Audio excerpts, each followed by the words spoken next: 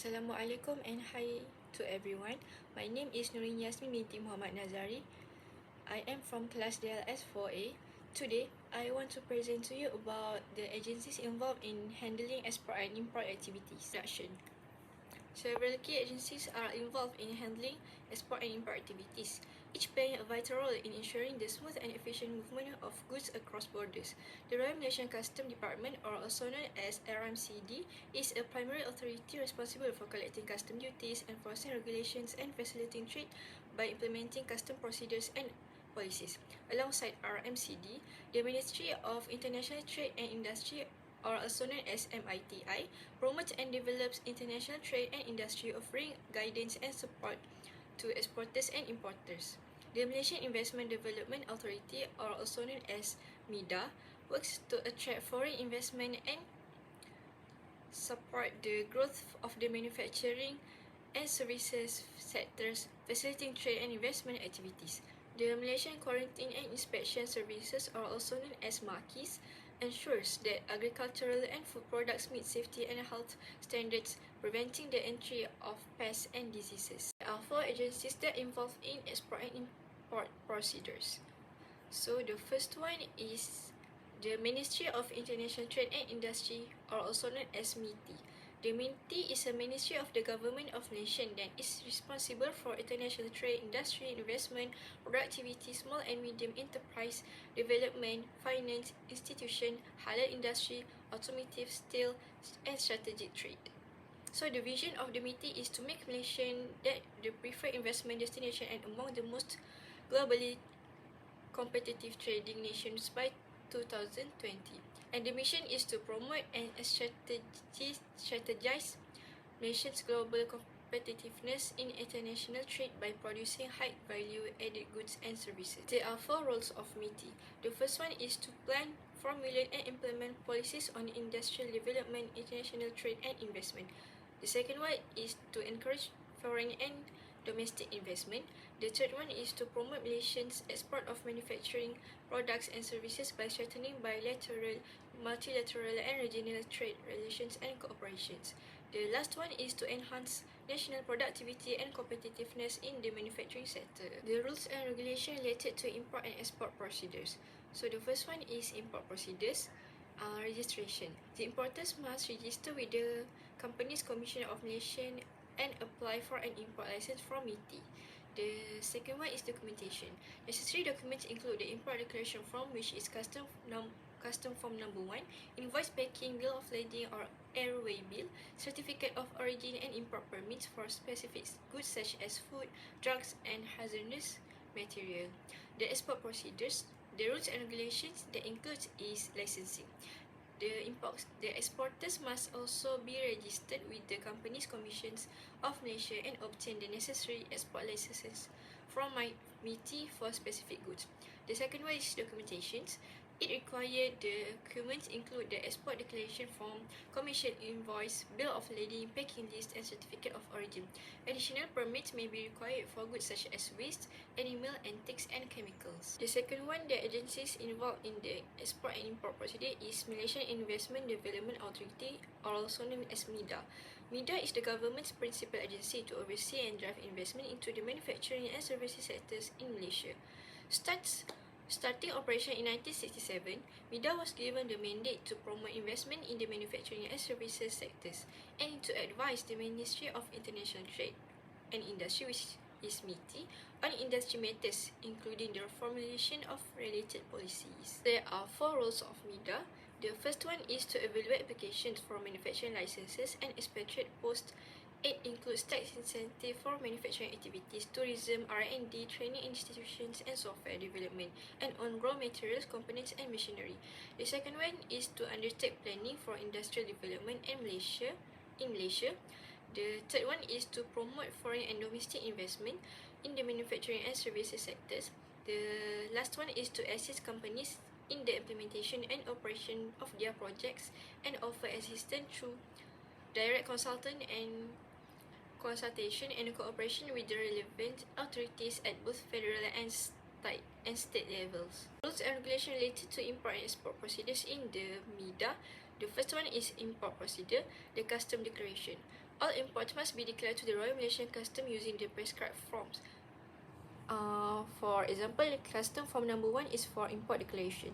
So the declaration can be made through the Custom Information System, or also known as CIS, and the U-Custom system. The second one is import duties and taxes. The imported goods are subject to import duties, sales tax, and other possible taxes such as excise duties. The rate of duty depends on the type of goods, and their classification under the Harmonized System, or also known as HS code. The export procedure that related in the MIDA is custom declaration. The all export must be declared using the prescribed form, or also known as the custom form number 2 for export declaration. It is the same as the import. The declaration can be made through the CIS or U custom system. The second one is export license and permits. Certain goods require an export license or permit, particularly those that are controlled for national security, environmental, or public health reasons. The third agencies that involved in the export and import activities is Malaysian Quarantine and Inspection Services, or also known as MAQIS. MAQIS is a department that provides integrated services relating to quarantine, inspection, and enforcement at entry points, quarantine stations, premises quarantine, and certification for the import and export of plants, animal carcasses, fish, agricultural products, soils, and microorganisms. It includes inspection and enforcement relating to food and for matters related to it. So the roles of MAQIS is, the first one is the main function of this department is to control all 57 Malaysian border entry points by making inspection on all agricultural goods imported into the country safe for every Malaysian. The second one is the department also prevents the entry of unsafe agricultural goods, and many attempts to bring in unsafe agricultural goods into the country have been successfully blocked. The third one is MAQIS provides a single window for exporters and importers that are involved in the agriculture and agro-based industry. The last one is this department provides quarantine, inspection, permit application, and enforcement services at all Malaysian border entry points. So the rules and regulations related to import and export procedures in the agencies of MAQIS. The general regulation is the Customs Act 1967. This act works alongside the Quarantine Act to regulate the import and export of goods, ensuring compliance with health and safety standards. So the import procedure includes import permits. The importer must obtain a valid import permit from MAQIS before bringing in agricultural and livestock products. The permit specifies the conditions under which the goods can be imported. The health certificates. The product of animal origin must be accompanied by health certificates from the exporting countries' relevant authorities, ensuring they are free from diseases. So the export procedures. The first one is export permits. The exporters must obtain an export permit from MAQIS for certain agricultural and livestock products. The inspection. So the MAQIS conducts inspection to ensure that all the export goods comply with the importing countries' requirements. The documentation is the exporters need to submit an export permit, health or phytosanitary certificates, commercial invoice, and packing list for inspection. The last agencies that involved in the export and import activities is the Royal Malaysian Customs Department. The Royal Malaysian Customs Department, also known as RMCD, or also known as Jabatan Customs Diraja Malaysia in Malay, is a government agency in Malaysia responsible for administering four countries' custom laws and regulations. For the longest time, the agency had made use of a basic firewall as part of its cybersecurity measures to protect them against potential cyber threats. Due to what the agency does, they have required strong cybersecurity strategy for their data protection because they deal with a lot of data, much of which is confidential. The roles of Royal Malaysian Customs Department, there are 4 roles. The first one is border control. It includes the custom enforcement, ensuring compliance with custom laws and regulations to prevent smuggling, under-invoicing, and other illegal activities. The second one is revenue collection. It includes taxation. The RMCD is responsible for collecting various types of taxes, including import and export duties, sales tax, service tax, excise duty, and goods and services tax, also known as GST when applicable. The custom duties. The RMCD is responsible for collection of import-export duties on goods entering or leaving the country. The third one is simplifying procedures. The RMCD implementing policies and procedures that simplify the streamline custom processes to facilitate international trade. The last one is protecting domestic industry. The RMCD implementing tariffs and trade measures to protect local industries from unfair competition such as dumping and subsidized imports. The rules and regulations related to export and import procedures of the agencies of RMCD. The first is import procedure. It includes import licensing. Certain goods require import license from relevant authorities. For example, it includes pharmaceuticals, chemicals, and telecommunication equipment. The import license can be obtained from agencies such as MITI and the Ministry of Health.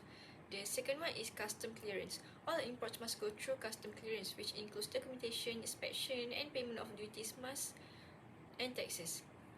The key documents include the Custom Import Declaration K1 form, commercial invoice, bill of lading or airway bill, packing list, and any level permits or licenses. The export procedures, it includes custom clearance. All export must be declared to Malaysian custom using the Custom Export Declaration or also known as K2 form. The necessary documents include the commercial invoice, bill of lading or airway bill, packing list, and any level permits or licenses must be used in the export procedures. The last one is tariff and taxes. Generally, export goods are not subject to export duties. However, exceptions exist for specific commodities like palm oil and rubber. Conclusion and recommendation. In conclusion, the effective management of export and import activities is critical for the economic prosperity and security of a country, necessitating the involvement of multiple specialized agencies. The Royal Malaysian Customs Department, also known as RMCD, plays a pivotal role by enforcing customs law, facilitating trade, collecting duties and taxes, and safeguarding against illegal activities. In collaboration with other key entities such as the Ministry of International Trade and Industry, or MITI, the Malaysian Investment Development Authority (MIDA), and the Malaysian Quarantine and Inspection Services (MAQIS. The RMCD ensures that the import and export processes are efficient, compliant with international standards, and conducive to economic growth. MIDA in particular contributes by promoting investment opportunities and facilitating business operation in Malaysia, further enhancing the country's trade capabilities. This multi-agency approach not only streamlines trade operation but also fortifies national security and public safety by regulating and monitoring the flow of goods across Malaysia's border.